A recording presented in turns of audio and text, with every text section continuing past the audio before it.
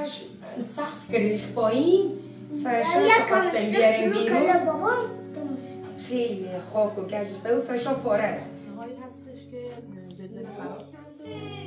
این خونه نه، خونه خودشون پشت این ساختمون. بعد وام و اینا که بهشون تعلق گرفته تا یه جایشو تونستن بسازن، از اون به بعد دیگه نتونستن. گفتن سقفش رو دورچینیش بکنه، بعد تا قسط سوم آزاد کنه. الان چقدر کم آوردین برسیم به وام سوم؟